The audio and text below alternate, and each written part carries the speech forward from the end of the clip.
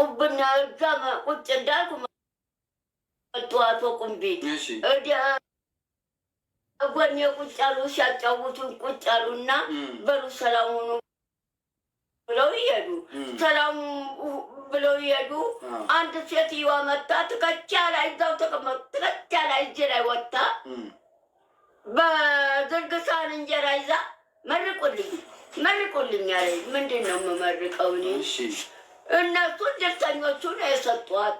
ለእርሷ አልተሰጦትም? ለእኔ ሰጥቶኝ በኋላ ከዚህ አንዱ መጥቶ እዚህ ነጠቀኝ። ተነሳኑ ነጥቆ እንጀራውን ጠቅሎ በሆነ ፌስታል ከቶ ይዞ ሄደ።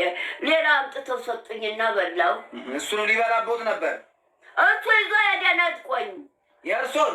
አዎ ፊት ቁጭ እንዳሉለን የበሳል ወጥ የሚሰሩት አምጥተው ሰጥተው እኔ ጋር ቀበል ብዬ እዚህ አድርጌ ቴትም ተደጁ ብዬ ሌባኖት መጥቶ እንጀራውን ጠቅሎ በፌስታል ጠቅሎ ይዞ ሄደ። እንዴት ነው አጎራረሱ? ሲጎርስ እንዴት ነበር? ሳኑን ትቶ ሲበላ እንዴት ነበር? በነገራችን ላይ አሁን ያሉትን ቪዲዮ ፊት የመቸው በላ በፌስታል ጠቅሎ ከተተና ይዞ ሄደ። አሁን እኔ የተናደድኩበትን ነገር ልንገሩት። ዋና የተናደድኩበት ጋሽ ቁምቢ ቀኑ ሙሉ ጥሩምባ ሲነፉ ዛሬ ነው። አዎ እሺ፣ ጥሩምባ ሲነፉ የሰርጉን ነው ሲነፉ አሉ። አዎ ጥሩምባ ሲነፉ ገና ጦም ሲፈታ ጦም የሚፈታው ለገና ነው። ሰው እንዳይቀድማቸው እኮ ነው። ሌላ ሰው ሰርግ ሚድር ሳይቀድማ ደግሞ ቆንጆ ምሪንዳ ነው የሰጡኝ። አንቱ ቆንጆ ምሪንዳ ሊጠጡት ያስቀመጡት ነው። እኔ ሰው ግን ብቅ ብሎ መጥቶ ደጁ ጠቦት ግቢው ጠበበ። ኡላያ ወጥቶ ቁጫል። ምንድን ነው እልም ነው የምታስፈቱ? ምንድን ነው እልም? አይደለም ምርቃት ነው የምንፈልገው። ለምርቃት ነው መርቁና የወለደ እናት አባት ነው የሚመርቀው። ውጡ ሂዱልኝ። የሁለቱ ብሪንዳ እጅ ቁጭ አደረገችና አንዷ ነፍሰ ጡር ናት። ገንፎ በሳህን አመጣኝ። እኔ በቅቤ ገንፎ የገና ጦም ገንፎ የት አለ ገንፎ? እዛ ቤት ሰጠኋቸው።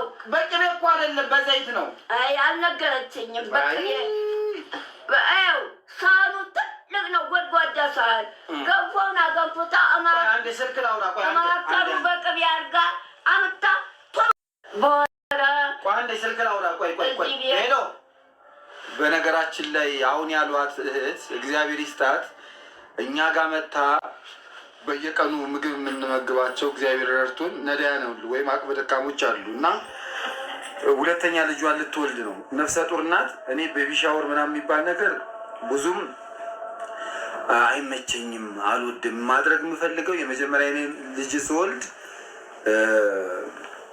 ምንድን ነው እዚህ አሜሪካ ግቢ አካባቢ እና አስመሮም የጎዳናው ሻወር ሂጄ ገንፎ አብልቻለሁ። አሁን ደግሞ እናንተ ጋር ሁለተኛ ልጅን ስወልድ ገንፎ አብልቼ ነዳያንን አብልቼ መመረቅ ነው የምፈልገው ብላ መታ አብልታለች፣ ትናንትና ማለት ነው።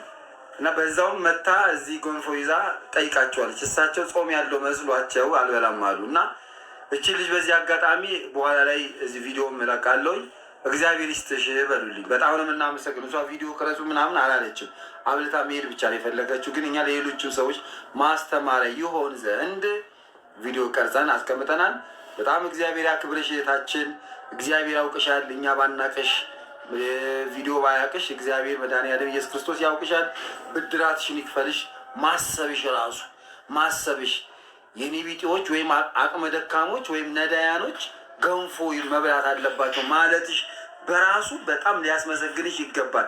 ለአንዳንዶቻችን እኮ ገንፎ ነዳያንን ማብላት እኮ እንደ ቅንጦት የምንቆጥር ሰዎች አለ። እኛም ያምረን የማያምራቸው ይመስለናል። እና እግዚአብሔር ብድራትሽን ይክፈልሽ።